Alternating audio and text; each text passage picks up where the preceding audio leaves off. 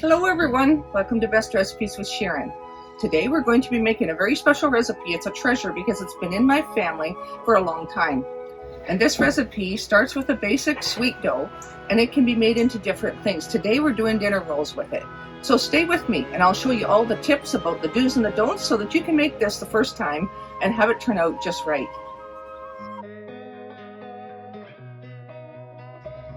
So let's go make some. Alright, so the dinner rolls that I'm making today are pull-apart cloverleaf buns. And if you're going to do dinner rolls, take the time to do them. This will take a little time to rise, but it's well worth the wait. And you can leave them plain on top or grease the tops with butter or with honey butter. And that would turn them into like a honey bun. And they're made with a bit of a sweet dough, so they're very pleasant in flavor to begin with. And when you take the time to let it rise, you won't get that yeasty flavor that comes from some of the recipes that say that you can have it done in 1 hour. So these are really soft and fluffy and very tasty. And without further ado, let's get right to making them. Start with half a cup of lukewarm water. And the temperature is important so that you don't kill off your yeast. It needs to be warm to the touch. So you take that and pour it into your large mixing bowl.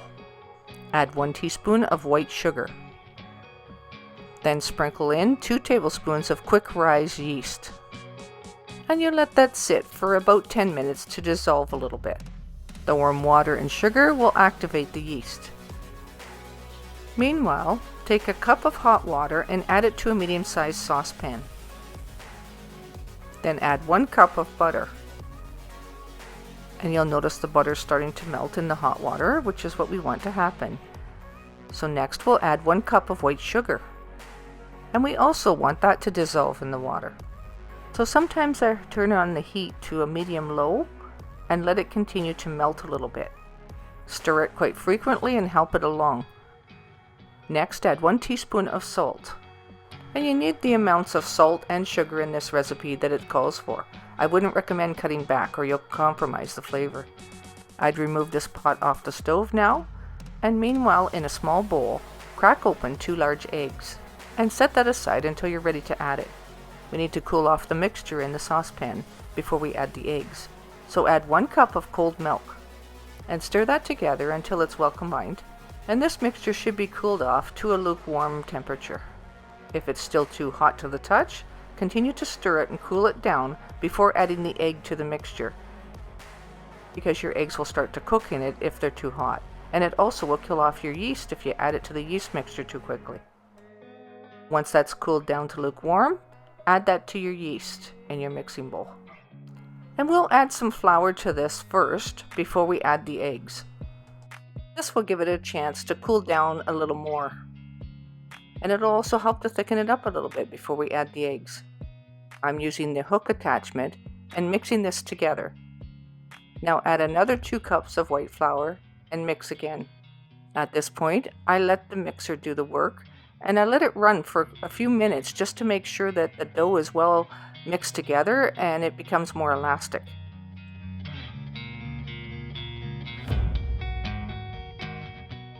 And you can see it's starting to thicken up pretty good here. So it's time to add your eggs. And once again, mix this for a few minutes even after it's well incorporated. It's sort of like the first part of kneading the dough. It needs to be worked enough to be smooth and elastic. And that's after each addition or each ingredient is added. So at this point we add just 1 cup of flour at a time until we get it to the consistency that we want it to be, which is to form a soft dough. So the amount of flour added at this point will vary a bit. So there's not an exact amount. That's why you'll have to pay attention to the consistency of the dough. And when it's starting to get thick, we'll stop the mixer and knead it by hand. And so the total amount of flour kind of varies, and so it's a total of probably 6 or 7 cups. And we're using good quality all-purpose flour. And you can see here how the dough is actually stretchy. And I'm adding a little bit more flour here because we need to mix it in a bit more and get the dough to the consistency where we can knead it by hand. And I let the mixer do all the work as long as I can, so it will form a soft dough and it'll be less kneading for me to do when I put it out on the counter. And you can see here that the dough is still quite tacky, But it's better that way and not use too much of the flour, because you can always add a little bit more flour. But if you get it too thick at this point, it's really hard to thin it out. It's really not doable.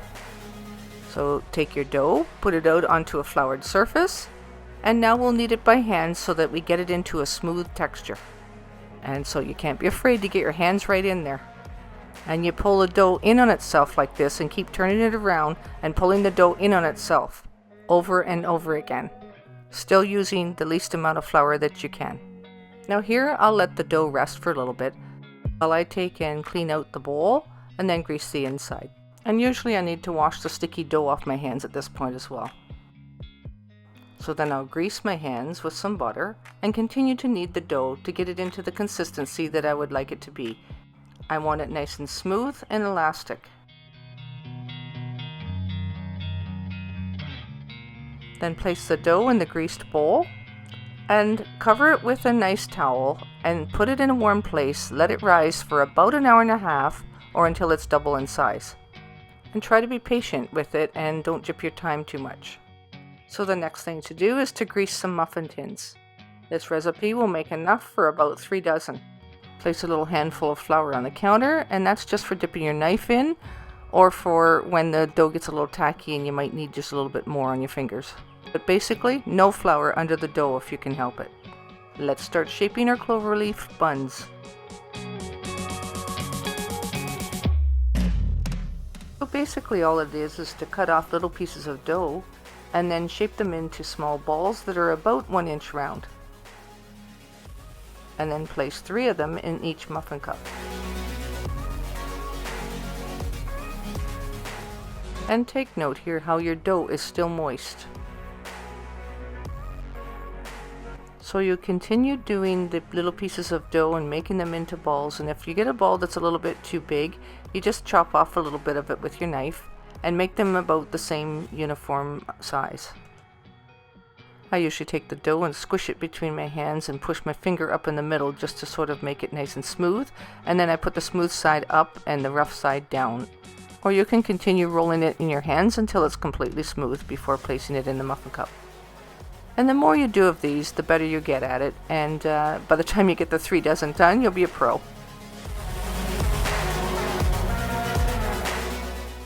Once the dough is all used up and they're all in the pan, then we'll cover them with some towels and once again let them rise until they're double in size. This time the rising may take a little bit less time, probably an hour, maybe a little bit more than an hour, but be patient and wait for it. They always rise a little faster if it's a humid day or they're in a nice warm place. So keep them away from any drafts or fans or air conditioning units.